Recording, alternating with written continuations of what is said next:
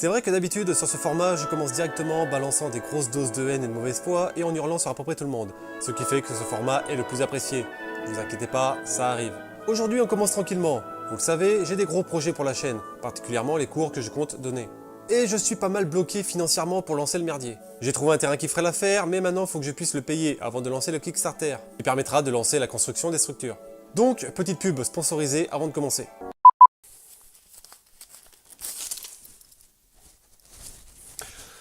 Aujourd'hui, on va parler d'un lance-roquette révolutionnaire. Un lance-roquette retirant les principaux soucis de tous ses homologues, mais avec un ou deux défauts quand même, sinon il serait pas dans ce format. Aujourd'hui, on va parler du lance-roquette AT4 CS. Stagiaire, le générique, il est bon? Carrément, j'ai contacté une agence professionnelle pour le faire. Ils nous l'apportent sur clé USB d'un moment à l'autre. Ouais, parce que WeTransfer, c'est pour les vieux, c'est ça? Je sais pas, je connais pas. Mais un peu de patience, hein, ils arrivent. La vidéo a commencé, il a besoin de son générique, dépêche-toi! Il est vert! Il est vert! Non, il était orange.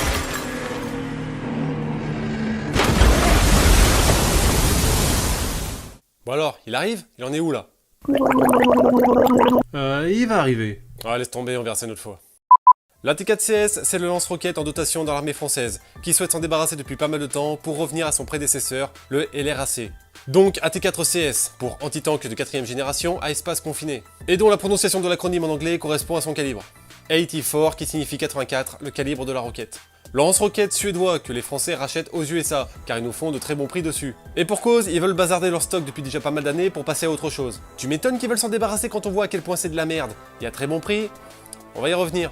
Cette fois-ci, histoire d'aborder directement le défaut principal de cette saloperie, faut savoir que la T4 n'est pas une arme à feu, mais une munition. On appelle ces lance-roquettes des tir-et-jet. Une arme à feu, c'est une machine qui exploite une munition pour fonctionner. Plus de munitions, elle ne fonctionne plus.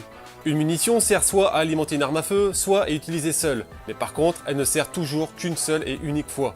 Tu la prends, tu la tires, tu la jettes. Comme une cartouche, une grenade, ou Charlène la salope du lycée qu'elle achète qui pue. Déjà, on va commencer par les qualités. Là, on va faire vite, vous en faites pas. Le gros défaut d'un lance-roquette, c'est qu'il ne doit pas être utilisé à l'intérieur d'un bâtiment, car beaucoup trop dangereux pour son tireur. La T4 utilise un système qui retire la flamme de la roquette, avec une contremasse liquide projetée en sens inverse de la roquette, composée d'eau, de graisse et de sel. Ce qui permet de tirer depuis l'intérieur d'une pièce, tout en réduisant largement le recul. Et pour connaître aussi bien les composants de ce liquide, c'est qu'un de nos capitaines était resté trop près derrière pendant une séance de tir à T4.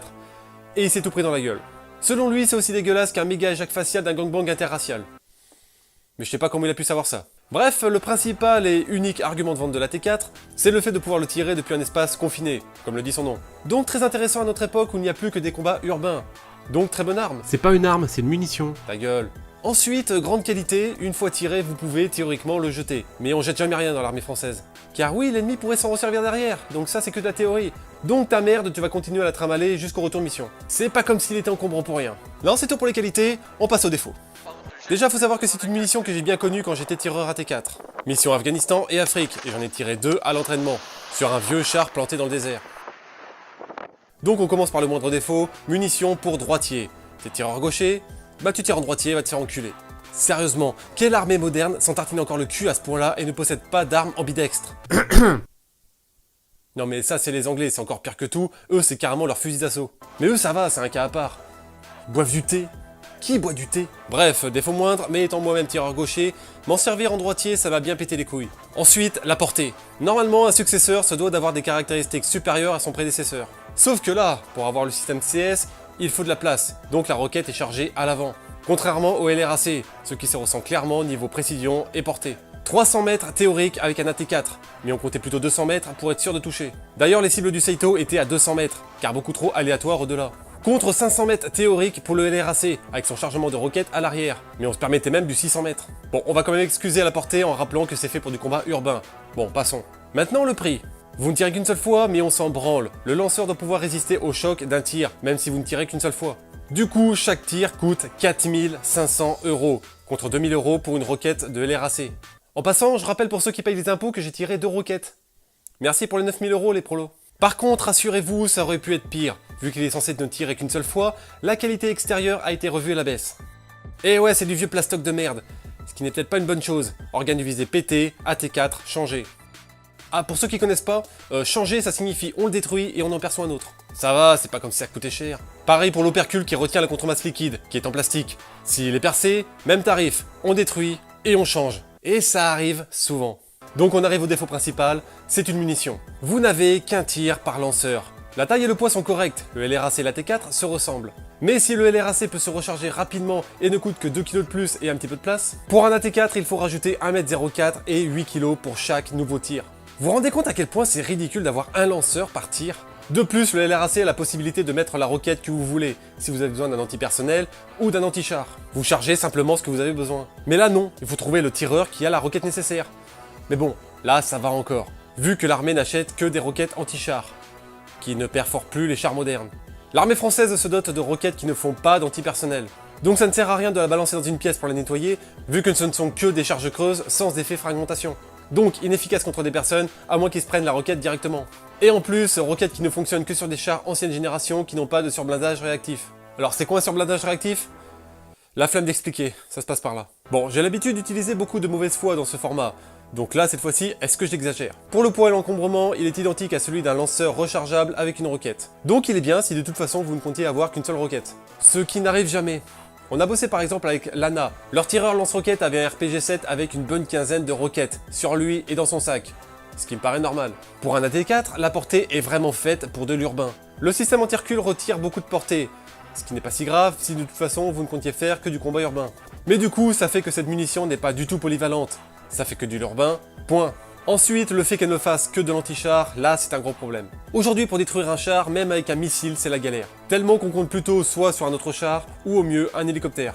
Donc avec un lance-roquette anti-char, à moins de tomber sur un vieux T-55 en ruine, il ne sera pas efficace. Donc inutile. Attention, là je ne parle que des AT-4CS de l'armée française, qui a choisi délibérément de ne prendre que des roquettes qui ne faisaient que de l'anti-char. En sachant qu'elles sont quasiment inutiles contre des chars et très peu efficaces contre des soldats à pied. Et ça au détriment de roquettes antipersonnelles bien plus utilisées par les autres armées. Imaginez si tout le monde avait que ce genre d'AT-4, sérieux. Eh mec Jones, dans une minute, je fais sauter l'arche à la T4, Belloc. Je vois que vous êtes de ceux qui ne lâchent pas prise. Nous ne sommes que des gauchistes par rapport à lui. Mais c'est pas un AT4 ça, c'est juste un patator. Ouais, je sais, la chaîne n'a pas le budget pour acheter un vrai AT4. Vous ne croyez pas pouvoir vous échapper quand même. Si tout le monde y met du sien, si. Relâchez juste Katsuni. Et si nous refusons? Alors Monsieur Dorcel devra se passer de sa nouvelle caméra intragénitale. Avec ça, tu peux couper la bite d'une mouche qui pisse à 200 mètres sans même lui défriper les couilles. Attends, c'est pas une réplique du film Machete ça? Bah si. Pourquoi? Dans une parodie Indiana Jones. Ouais, et alors? Non mais attends, gros débile, tu fais concorder les films un minimum. Là, les films, ils ont aucun lien, là. Au pire, tu pouvais dire, avec ça, tu peux abattre une puce dans le dos d'un chien à 500 mètres. Retour à la future 3, années 90, désert. Là, il y avait quelque chose. Arrête de faire le malin. Avec ça, je peux abattre une puce dans le dos d'un chien à 500 mètres. C'est trop tard, idiot. Tu sais pas écrire une parodie ou quoi? Pour info, c'est toi qui as écrit cette merde. Et il y a ton nom sur le script. Mais normal, on est la même personne. Faut vraiment être un débile pour pas l'avoir vu. Mais je peux pas être plus débile que toi si on est la même personne. Mais ta gueule. Mais va chier. Alors, je sais pas ce que je voulais faire à la base, mais là je suis complètement parti en couille. Va vraiment falloir que je travaille l'écriture de mes parodies, moi. Ouais, hein. Alors, munitions de merde ou pas? Beaucoup vous diront qu'il est mieux que certains de ses prédécesseurs, comme le RAC 89 ou le RAC 112, pour roquettes anti-char de calibre 89 mm et 112 mm. Ouais, forcément, si on les compare à ceux-là, ces roquettes se ressemblaient beaucoup. La grosse différence, c'est que le RAC 112 consommait deux choses jetables après le tir. Un RAC 112 et un tireur de RAC 112. Le recul était tellement important qu'il blastait les tireurs pour un bon moment. Donc munitions.